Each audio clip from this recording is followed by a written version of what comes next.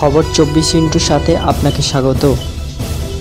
নতুন নতুন খবর জানার জন্য আমাদের চ্যানেলে চোখ রাখুন।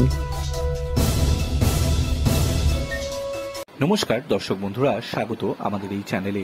গরমে এসি ছাড়া রাত কাটিয়ে দেবেন, কিন্তু ফ্রিজ ছাড়া একদিনও চলবে না। সবজিকে তাজা রাখতে এবং খাবারের আয়ু বাড়াতে গেলে গৃহস্থালিতে ফ্রিজ প্রয়োজন। তাছাড়া পানীয় বানিয়ে রাখতে কিংবা জল ঠান্ডা রাখতে গেলেও ফ্রিজের প্রয়োজন। আর সময় অসময়ে বরফ দরকার পড়লেই ফ্রিজই ভরসা, তাই ফ্রিজকে পরিষ্কার রাখতেই হবে। তাছাড়া বিভিন্ন ধরনের খাবার এবং খাদ্য সামগ্রী তাতে থাকে, মাঝে মধ্যেই বিচ্ছিরি গন্ধ বেরোয় ফ্রিজ থেকে। এমনকি ফ্রিজের ভেতরে জীবাণুও বাসা বাঁধে, তাই ফ্রিজকে পরিষ্কার না রাখলে আপনারই ক্ষতি। নিয়মিত এই যন্ত্রকে পরিষ্কার রাখতে ফ্রিজের আয়ু বাড়বে। ফ্রিজ পরিষ্কার করার আগে ফ্রিজের সুইচ বন্ধ করে দিন, এতে ফ্রিজের সঙ্গে বিদ্যুতের কোনো সংযোগ থাকবে না। এতে আপনি ভালোভাবে ফ্রিজ পরিষ্কার করতে পারবেন, পাশাপাশি দুর্ঘটনার সম্ভাবনাও এড়াতে পারবেন। প্রয়োজনে প্লাগ খুলে দিন। এই কাজটা আপনাকে ফ্রিজ পরিষ্কার করার ঘন্টাখানেক আগে করতে হবে, এতে সমস্ত বরফ গলে যাবে। হাতের কাছে রাখুন পুরনো ব্রাশ, নরম স্পঞ্জ, তোয়ালে, ডিটারজেন্ট পাউডার এবং জল। ফ্রিজের ভিতরে সমস্ত তাকগুলো খুলে নিন, বরফের ট্রেও বের করে নিন। এবার জলে ডিটারজেন্ট পাউডার গুলে তাতে স্পঞ্জ ভিজিয়ে নিয়ে ফ্রিজের ভেতরটা ভালো করে মুছে নিন।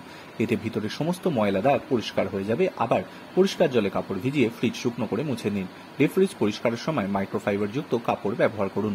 ফ্রিজের দরজায় আঠালো পদার্থ আটকে থাকলে ভিনিগারের সাহায্য নিয়ে ভিনিগার মেশানো জলে ব্রাশ ডুবিয়ে নিন। তারপর ওই ব্রাশ দাগের উপর ঘষুন, এতে দাগ পরিষ্কার হয়ে যাবে। ফ্রিজের তাকগুলো মিশ্রণ দিয়ে পরিষ্কার করতে পারেন। ফ্রিজের ভেতর থেকে দুর্গন্ধ বেরোলে তা দূর করতে লেবুর রসের সাহায্য নিন।